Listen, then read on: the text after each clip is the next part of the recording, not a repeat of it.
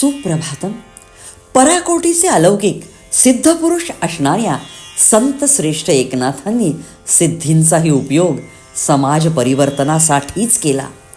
कुचर ओट्यावरील कुटाळांची कारस्थाने कानावर आल्यामुळे कातावलेल्या हरीनं दाण दाण पावले टाकीत घरात प्रवेश केला.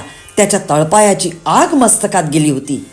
आई ग, तू जर बाबांच्या वागण्याला धरबंद घातला नाहीस ना तर परिणाम चांगले होणार नाहीत. त्यांच्यामुळे मला पैठणला राहणं असह्य झालाय.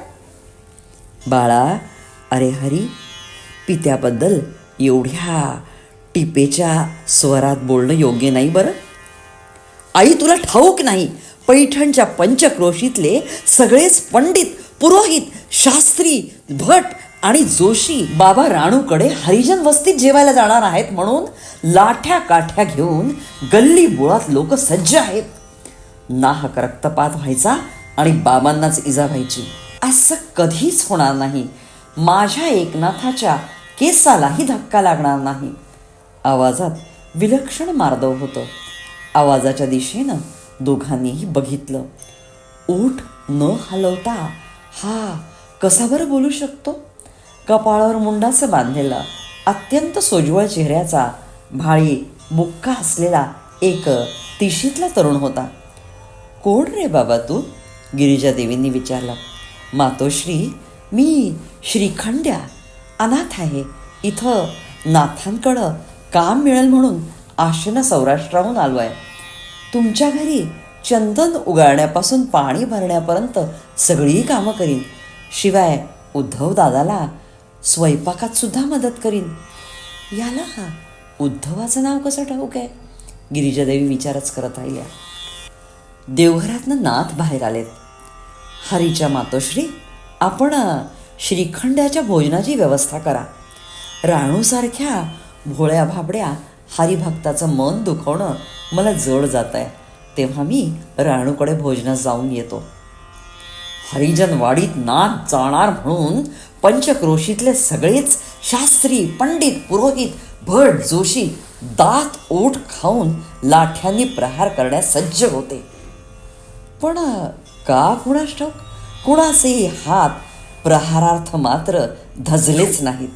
अख्ख्या हरिजनवाडीनं सडा सारवण करून घर आणि मन लखलखीत केली. साक्षात धर्मात्मा घरी येणार म्हणून रखमानं, राणूच्या पत्नीनं शुद्ध भाव ओतून भोजन रांधलं. राणूच्या लेकीला पारूला तर आनंदाचं उधाण आलं होतं. गिरक्या घेत नाचत नाचत ती नाथांचा अभंग आळवीत होती. आवडीने भावे हरिनाम घेसी, आवडीने भावे हरिनाम घेसी, तुझी चिंता त्यासी सर्व आहे, तुझी चिंता त्यासी सर्व आहे. काही कुचर ओट्यावरील मंडळींना नाथ खरंच जेवतायत का नाही हे पडताळण्यासाठी हजेरी लावायची होती. खात्री केल्यावर त्यांना प्रत्यक्ष प्रसंगाचं वर्णन हरिपंडितांना ऐकवायचं होतं. ते नाथ वाड्याकडे सरसावलेत. बघतात तर काय, महाराज विष्णू सहस्रनामाचा पाठ करीत होते.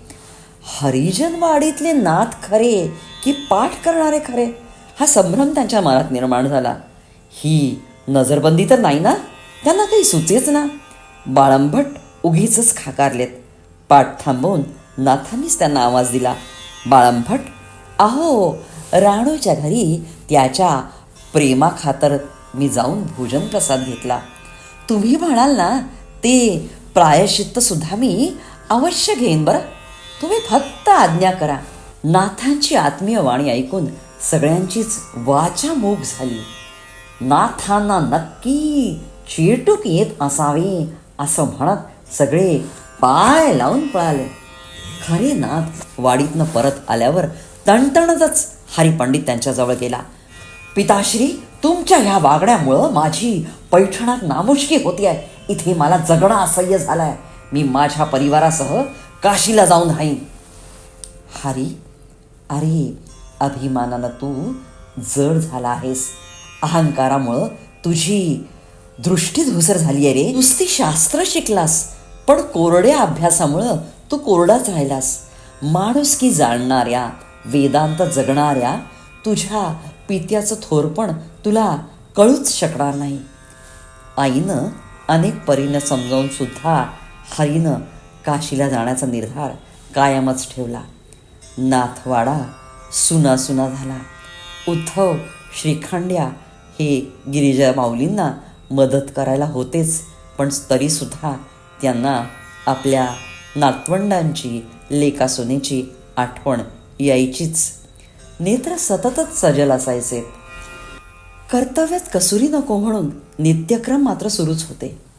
पुढं एकदा पैठणला पावसाच्या संततधारेमुळं गोदामाईला पूर आला. अपरात्रीची वेळ. प्रवासानं थकलेले, भुकेलेले काही यात्रेकरू तिथं आले. आश्रयास कुठं जावं म्हणून तिथल्या स्थानिक लोकांना विचारू लागले. टवाळखोरांनी त्या यात्रेकरूंना मुद्दाम रात्रीच्या वेळी नाथांचं घर दाखवलं. सगळे तुम्ही नाथवाड्यात जा, तिथे भोजनाची, निवासाची छान व्यवस्था होईल म्हणत सगळे फिदी फिदी हसलेत. नाथांनी आणि गिरिजा माऊलीनं यात्रेकरूंचं आत्मीयतेनं, अगदी आनंदानं स्वागत केलं. तेवढ्या अपरात्री पदर खोचून माऊली स्वयंपाकाची सिद्धता करण्यास लागल्यात. घरात शिधा तर सगळाच होता, पण सततच्या पावसामुळं कोरडं सरपण मात्र नव्हतं. चूल कशी बरं पेटवावी ह्या विचारात त्या गडलेल्या असतानाच यात्रेकरूंचे भुकेनं व्याकुळ झालेले चेहरे अनाथांच्या नाथाला मात्र बघवले नाहीत. अतिथी देवो भव, त्यांनी त्यावरही तोडगा काढला. घरातला अगदी सुबक नक्षीकाम असलेला मंचकच फोडून सरपणाची व्यवस्था करण्यासाठी वापरला. भोजनासाठी वापरलेला सरपणाचा स्रोत कळताच ते यात्रेकरू सुद्धा थक्क झाले. नाथांना शुभाशीर्वाद देऊन ते पुढच्या प्रवासास मार्गस्थ झाले. मूर्तिमंत करुणा, अपार सहनशीलता, दयार्द्र वृत्ती, संवेदना, सहवेदना आणि सहसंवेदना ज्यांच्या रोमारोमात चिरपत होती त्या संतश्रेष्ठ एकनाथांना आणि त्यांच्या श्रीगुरु जनार्दन स्वामींना माझे कोटी कोटी प्रणाम.